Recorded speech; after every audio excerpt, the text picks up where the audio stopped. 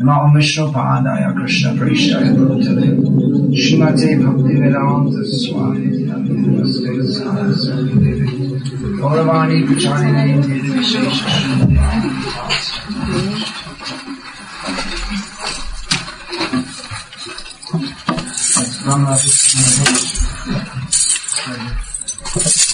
Actually, Mummy asked for the Supreme to come for the lunch. He didn't specify, so he wasn't sure. So Brahma, Vishnu, and Shiva all came. So they asked for the first count. So they brought all three of them. Om Namo Bhagavate Vasudevaya. Om Namo Bhagavate Vasudevaya. Om Namo Bhagavate Vasudevaya. Om Namo Bhagavate Vasudevaya. Om Namo Bhagavate Vasudevaya. Om Namo Bhagavate Vasudevaya. Srimad Bhagavatam, Canto 1, Chapter 3, Text 43. Translation and commentary by His Divine Grace A.C. Bhakti-Vedanta Swami Prabhupada.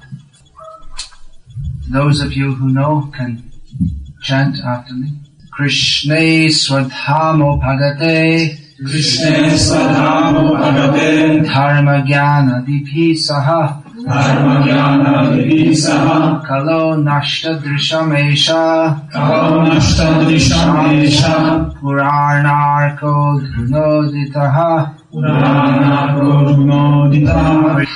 Translation. This Bhagavad Purana is as brilliant as the sun, and it has arisen just after the departure of Lord Krishna to his own abode, accompanied by religion, knowledge, etc.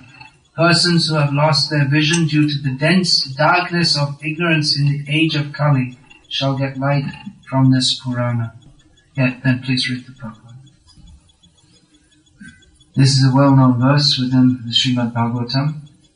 It's one of the several verses within Srimad Bhagavatam describing the glories of Srimad Bhagavatam. In modern literature, if within the book the writer wrote that this book is wonderful, you would think that the writer was being very egoistic. But that's normal in Sanskrit prayers and in literary compositions. That there is fal shruti, that means that what benefit you will get from reciting this or reading this. Shri Gurvashtakam Etaduchai Brahma Mahurte Padati Prayatnad. That's stated about the Gurvashtakam, the prayers we sing every morning. That those who rise and during the early morning of the hours, the Brahma Mahurta, they chant this loudly. Tameva Vrindavana Nata Sakshat Sevaiva Labhya. They attain direct service to Vrindavana, Krishna in Vrindavan. So Vishwanath Chakravarti Thakur is writing this. How can he say this? You may think, how is he so bold as to say that by reciting this prayer which I have composed, you will achieve the highest perfection? And the answer is that a Vaishnava doesn't do anything on his own behalf, or he doesn't think that I'm doing it by myself. A Vaishnava always thinks of himself as a representative of those who are giving me these treasures. A Vaishnava is a nectar collector. He doesn't have to hunt very far. The treasure is there for those who want to take it. But it's like something like a geologist, that anyone can go in a field, but if one is trained, he can find out, in this field there is oil or gold or valuable minerals. But a farmer, he may not recognize that. He may see, this is good for farming, but he may not know the actual value. So a devotee is one who is initiated into appreciation of Krishna, the name of Krishna, the literature about Krishna, which is all non-different from Krishna. And by studying Srimad Bhagavatam and endeavoring to serve Krishna, we'll find so much treasure. Dr. Pavel was telling me he'd read how many times? 7 times through the Bhagavatam. Sorry, check or pronunciation of the name isn't correct. So if you read through again and again, you'll find hidden treasures. That you read it and you think, wow, this is wonderful. I never read anything like this before. And then the second time you read through, you think that the first time I didn't read it at all. I admit there's so many things I discovered on the second time. And it goes on and on and on, and we go deeper and deeper and deeper into the treasure of Srimad Bhagavatam. And then, by the grace of Bhagavan, the subject of Bhagavatam, we will feel inspired to glorify Krishna. And Krishna will give us intelligence how to glorify Him in ways that we ourselves can't imagine.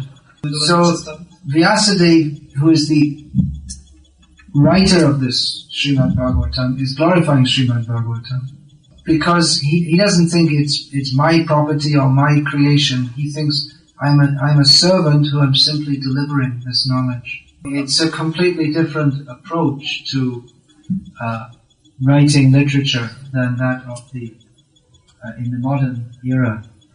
That someone tries to write something creative or different and then take the credit for it. But in the Vedic tradition, one repeats what he is. His glory is in repeating what he has heard. And if you invent something, that is condemned. Of course, one may have some realization, but it has to be based on that which is given by the previous great authorities. And instead of trying to show oneself that, well, I'm a great author and I'm going to win Pulitzer Prize, Booker Prize, there are different prizes for writing. The writers present themselves simply as servants. Krishnadas Kaviraj Goswami, in writing Chaitanya Charitamrita, says that I'm simply presenting a few drops from a great ocean. I don't really know what I'm doing, but somehow or other this is all coming through me. And we'll find many, many of the thousands and thousands of songs in the Gauriya Padavali, which the Bengali Kirtan tradition. The author just doesn't give his name, or he just calls himself a fallen servant of Krishna. He identifies himself like that. So Vyasadeva is glorifying Srimad Bhagavatam. He's writing it and he's saying, oh, it's so wonderful. Because he's not wanting to take credit for himself, but he's giving credit to Bhagavan, who is the subject matter of Bhagavatam. This Bhagavatam is eternal, and Vyasadeva is compiling, and he's glorifying. This is so amazing. Srila Prabhupada also used to read his own books. He used to say, wow, these books, they're so wonderful. He said, when I read them, I'm surprised how good they are. But he said, but I'm not writing. Krishna is writing. I'm simply holding the pen, or he would dictate, and it's coming like that. So even the so-called creative artists who are trying to do something different, that the inspiration to do so also comes from Krishna within the heart. All the art is expression, or trying to convey some feeling or mood in a manner that cannot be done so simply by describing it. Art means to try to convey something to others in a manner you just can't write it down clinically. But there's a feeling. There's more to it than that which is presented. There's the subtlety is to be appreciated. So it requires some finer sensitivity to appreciate it. That some people will see a classic statue and just think it's a piece of stone, and the bird will sit on top of it and let out yesterday's meal. They have no appreciation. But those who are in tune with that, they can appreciate, or they try to appreciate what is being expressed here. It may require some training to even come to the platform of understanding that. Just like if one has training in music, then he can better appreciate what are the various the melodies and I only know the Sanskrit words, which I don't know in English. The Vai, the Tao, the Sur. That means the tempo, and the Raga means, what's the English word for Raga? You don't know English. Melody. Raga. In English? No. Melody. There's no word in it. There must be. Yeah, you're a musician. Mellow? Oh, alright, mellow. Holy close, having the knowledge of So, to appreciate Srimad Bhagavatam also requires some training to bring out that appreciation.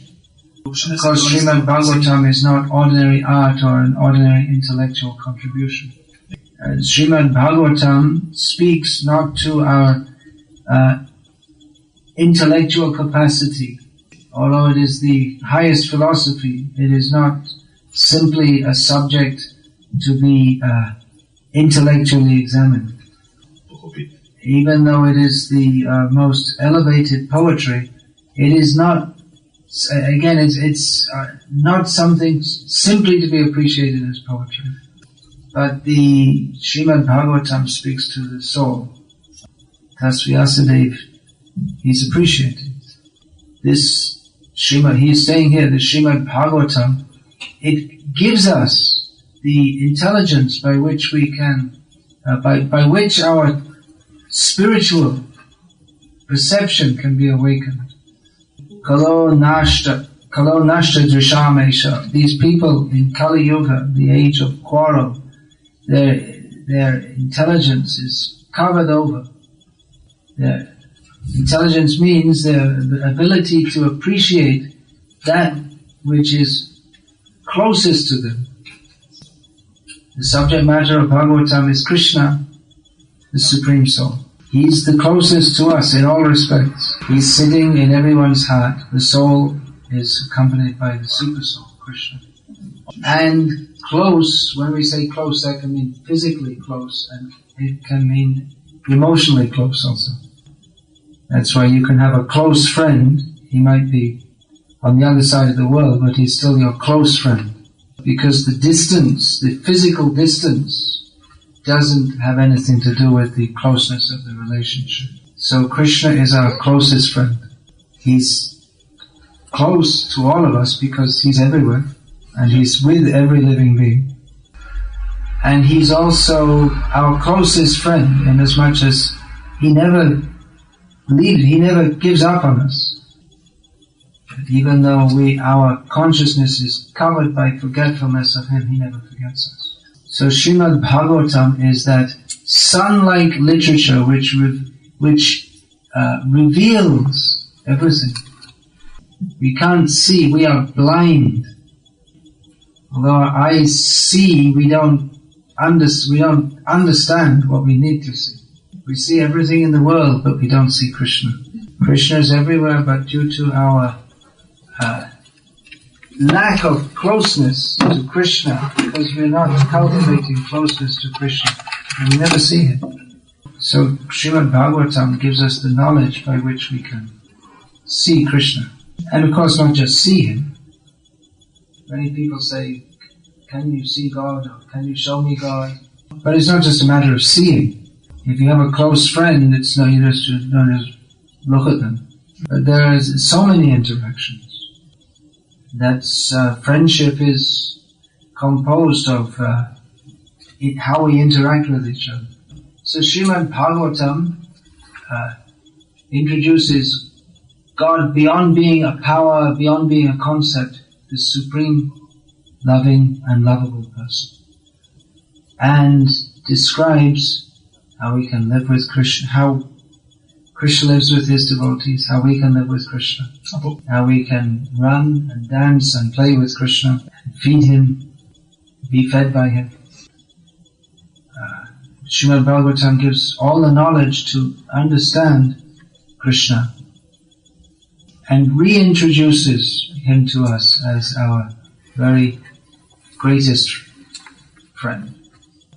So although Srimad Bhagavatam is meant for everyone, because in material life our consciousness is unfortunately far away from Krishna, the Srimad Bhagavatam has always been a very high literature. High means that the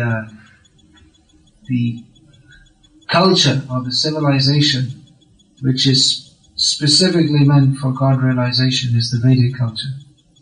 Within that, most followers of the Vedas, they don't really get the point. They're more interested in, in the Vedic literature there's a bait, E-A-I-T, like you get for a fish.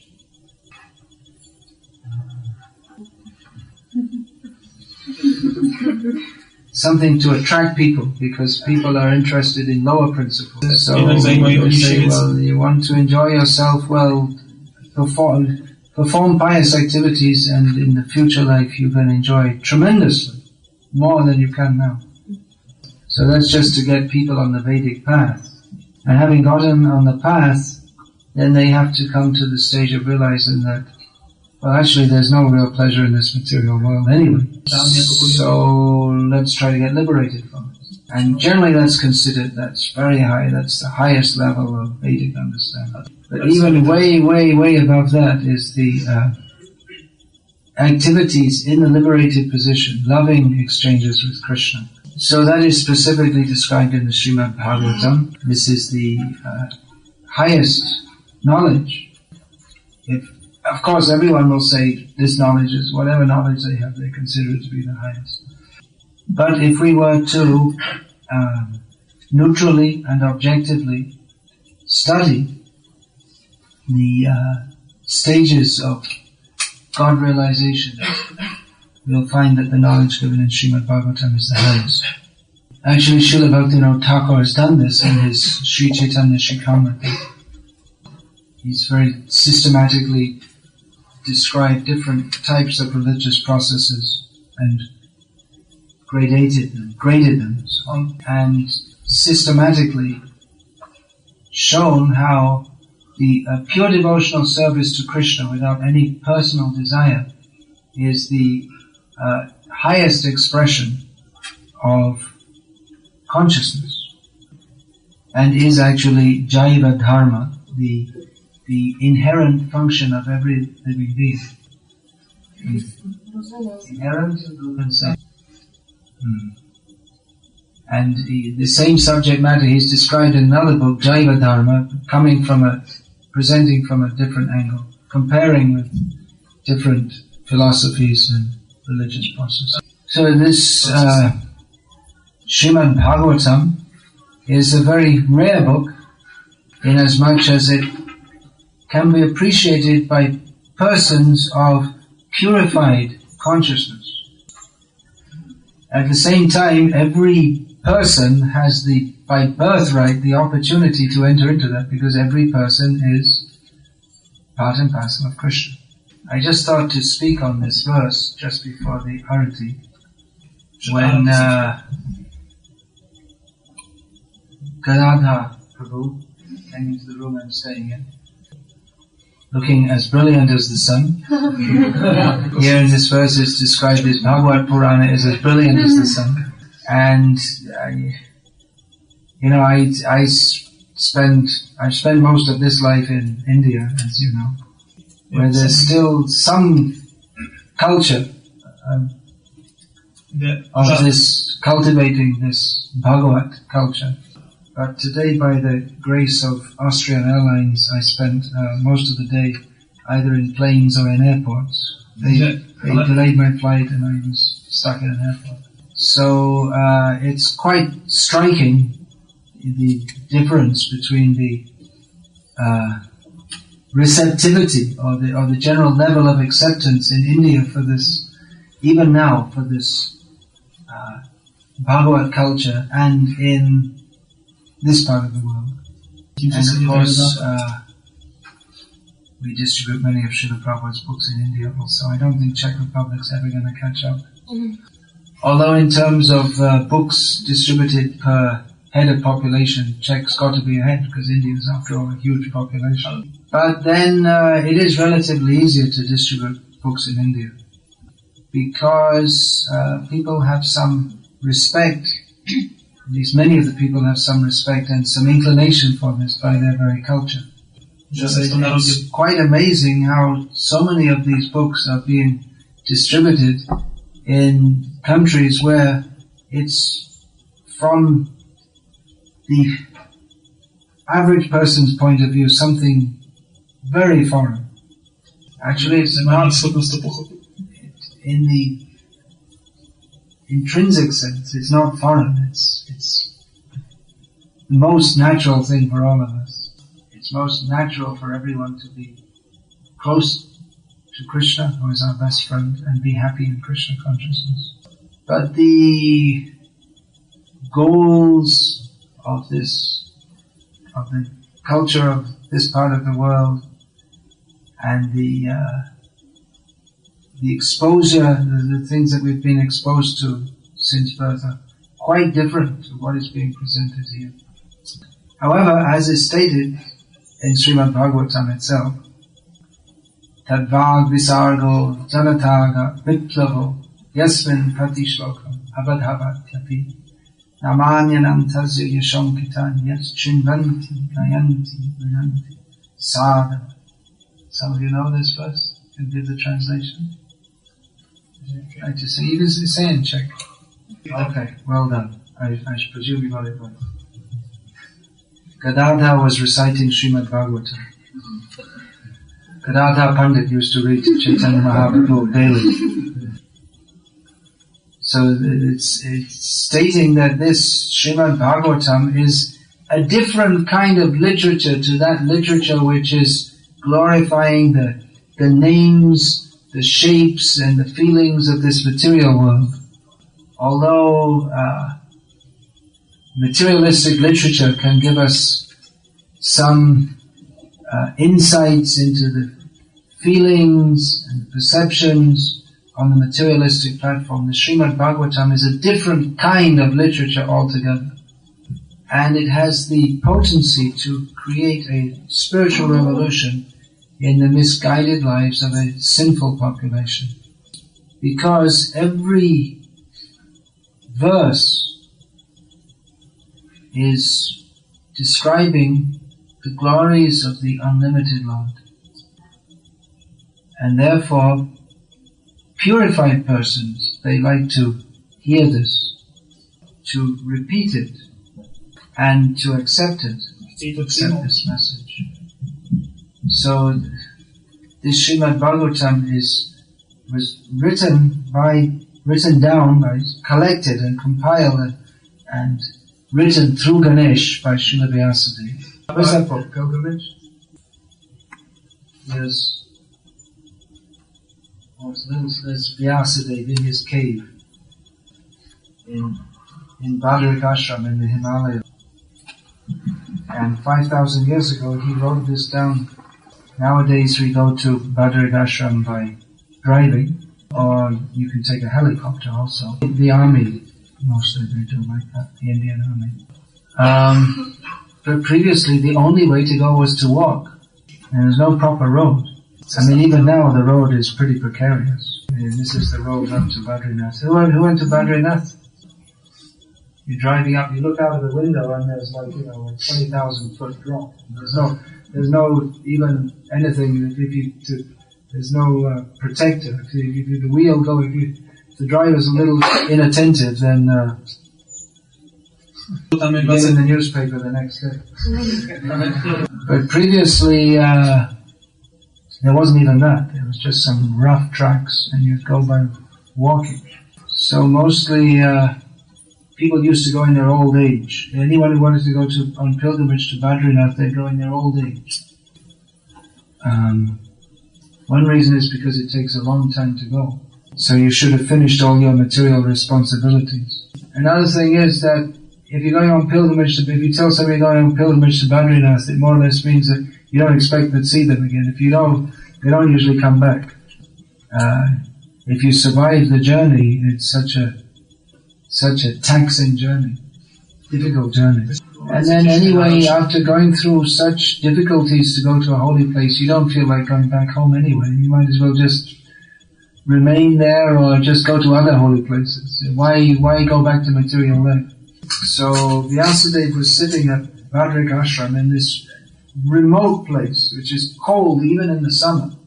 And if you go down on the plains of India in the summer, they were complaining it was 30 Celsius here, but there it's 40 up. It's there on the plains of India in the summer. Generally, the temperatures, the daytime temperatures start at 40, and that's On planes?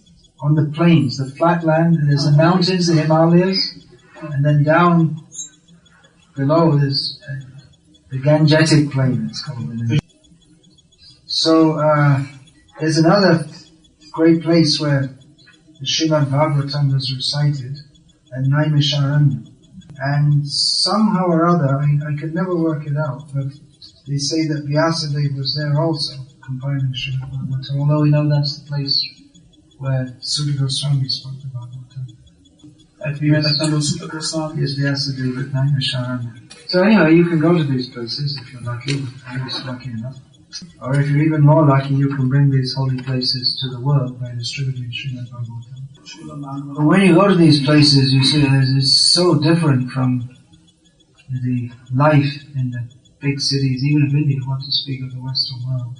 And you can appreciate how Vyasadeva was sitting in his cave in deep meditation, far, far away from any city, and composing the Srimad Bhagavatam.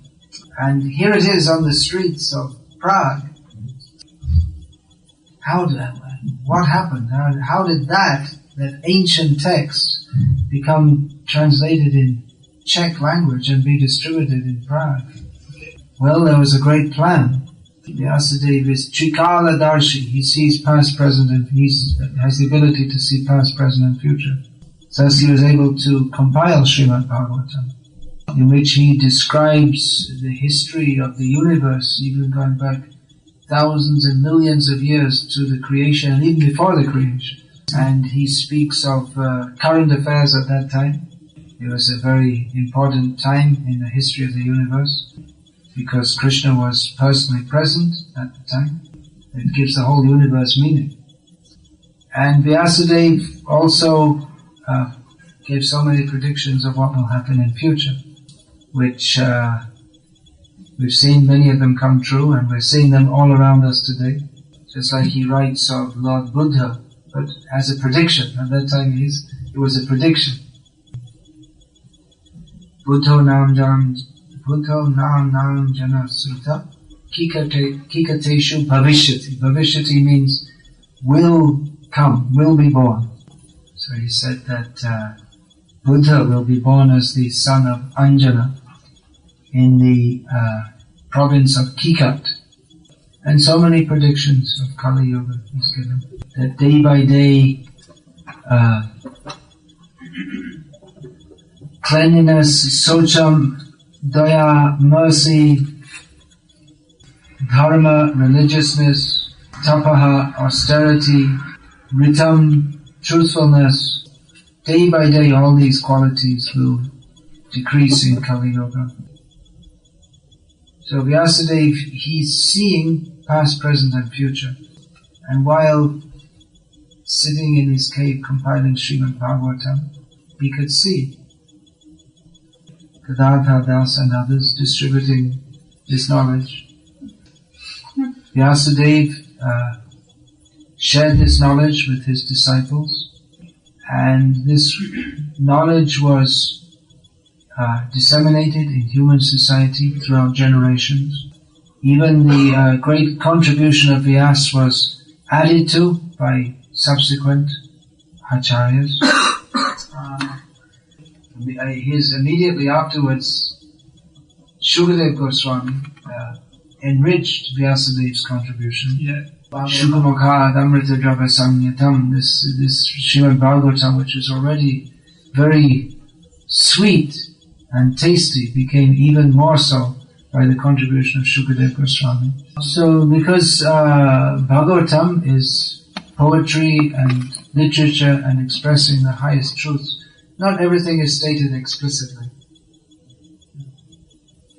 because Bhagavatam it's poetry, it's literature, so the very nature of poetry is that everything is not stated explicitly. Explicitly means laying it out and making it very clear. It's rather subtle. Like Prose is just prose and technique. So there are many points are implied. In fact, the actual subject of Srimad Bhagavatam is not even mentioned directly in Srimad Bhagavatam. How about that? Anayara ito nunam bhagavan harishvara. That the whole Bhagavatam focuses on Krishna, but then Krishna focuses on Radha, and her name is not even mentioned in Bhagavatam. So that's really subtle, isn't it? Chaitanya Mahaprabhu revealed that the whole, if we go deeper and deeper and deeper and deeper, we'll find that the real subject or the topmost subject or the subject which really is the highest expression is not just Krishna but Radha Krishna. That's why Prabhupada at the beginning of Bhagavatam gave an overview of the pastimes and teachings of Chaitanya Mahaprabhu. There have been many previous commentators on Bhagavatam, but Chaitanya Mahaprabhu revealed the hidden treasure of Srimad Bhagavatam, which is Krishna's love for Radha. It's very most elevated subject. It's so elevated that even Krishna himself tries to understand it. Chaitanya Mahaprabhu came to give to us that thing which he himself was trying to get, which is understanding of how wonderful is Radha's love for Krishna and Radha's appreciation for Krishna. And this is being distributed in the streets of Prague. Vyasadeva saw that so many acharyas will come, they will make their contributions. Even what Chaitanya Mahaprabhu came, that philosophy was later systematically presented by Srila Baladev Vidyabhushan, Jiva Goswami and Baladev Vidyabhushan, and many insights into the pastimes of Krishna were offered by Srila Vishwanath Thakur. And Prabhupada collected it all and gave the essence. And he gave this summary of it all in his Bhagavatam purpose. It's a very big summary. This is only the first canto, and there are 18 books like this. Well, some of them are a little small. But even if it was 18 times bigger, it would still only be a summary, because the subject matter is unlimited. So from our limited perspective, it seems to be a very big book, 18 volumes. But from the perspective of the unlimited, even if it was 18,000 times, it would still only be an introduction. But actually, everything's there. It's like on the cover, you can see there's Golok Vrindavan, all the Vaikuntha planets, the material world, and hey, there's Gadaka. It's written in the books. It's somewhere in there. You need a big magnifying glass. Everything's there. Everything's in Srimad Bhagavatam. Prabhupada gave us everything. And he gave us the mandate to give everything to everyone. So that's the amazing thing that's going on. This highest knowledge has descended from the spiritual world.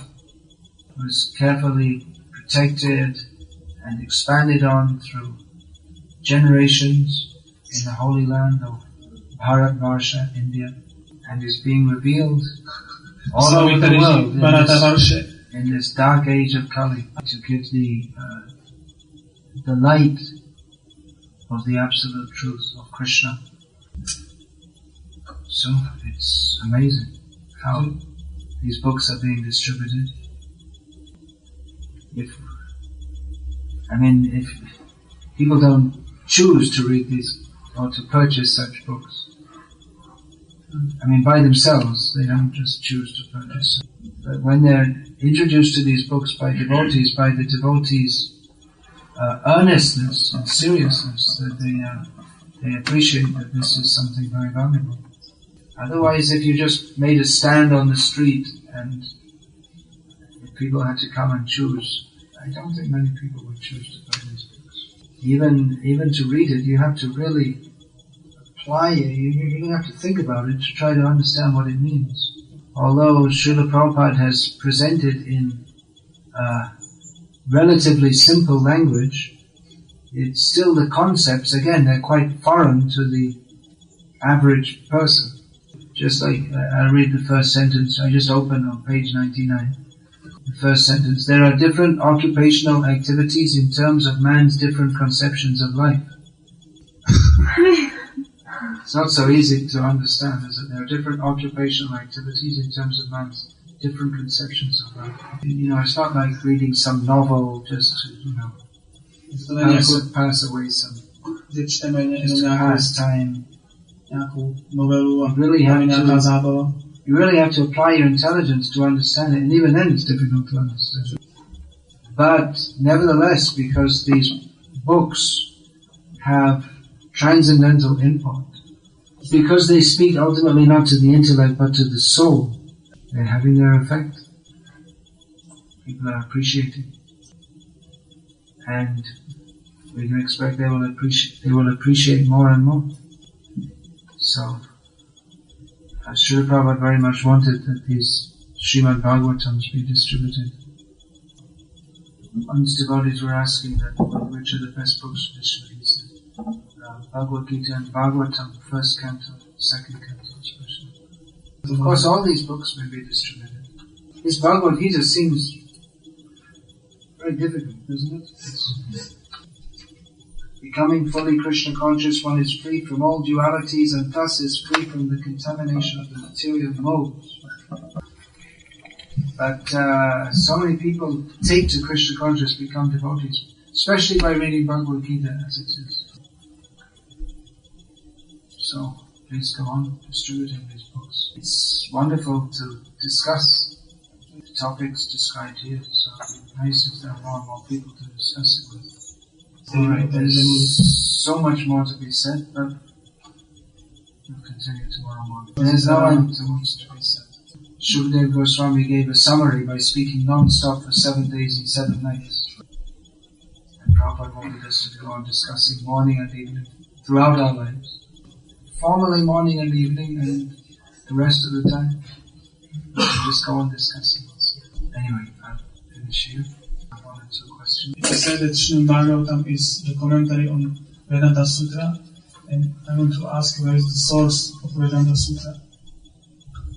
What do you mean by the source? Since it's drawing. That was compiled by Vyasa. Where it comes from? Vedanta Sutra is. What do you mean? What's the subject? It's an exposition of the philosophy given in the Upanishads. It discusses the philosophy given in the Upanishads, which are the Jnana Kanda, or the portion of the Vedas which gives spiritual knowledge. And therein Vyasadeva discusses classical philosophical understandings and shows how the Bhagavad school is the ultimate understanding. In other words, he shows how other supposed Vedic philosophers, those of Sankhya, Yoga, all these are not the actual understanding. There are two classes of people claiming to be Vedantists. It's a very big subject. Vedanta actually means the Upanishads. It means after studying all the Karma Kanda, after that, then you come to the actual subject matter, which is given in the Upanishads. And Vedanta Sutra is a collection of sutras or aphorisms which present the message of the Upanishads. So the commentaries by the Acharyas on the Vedanta Sutra, they for each sutra, they explain this sutra is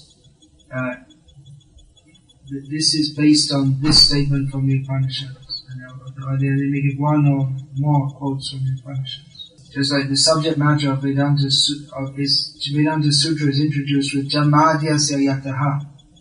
The absolute truth is the source of all emanations. So this is a summary of the Taittiriya Upanishad statement.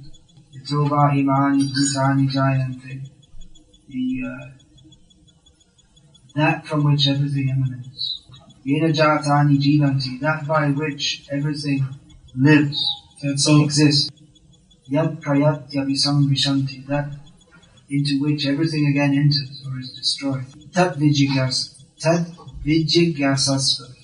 That is the proper subject of inquiry. Atato brahmati. Tad brahmeti. That is Brahma. That is the absolute truth. So this covers the Atato Brahma Jignasa, the first sutra, and Jamadhyasya Yataha, the second sutra of Vedanta Sutra. And the Srimad Bhagavatam is the explanation of the Vedanta Sutra, beginning with Jamadhyasya Yataha.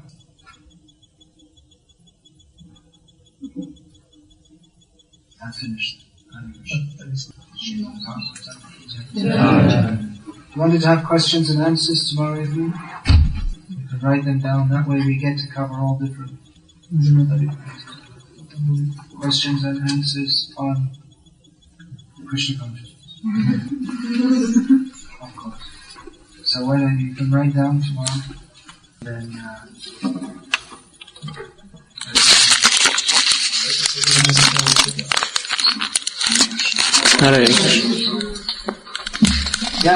this is a motion.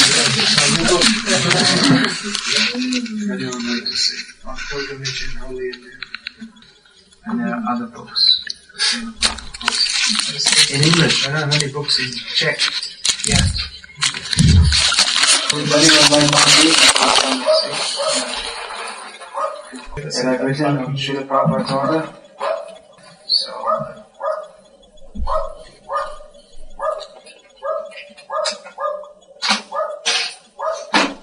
the devotees are expressing that they have inspiration and guidance from these books. They're not by any means a substitute for Prabhupada's books, but a complement to it. Like this one. I like it too.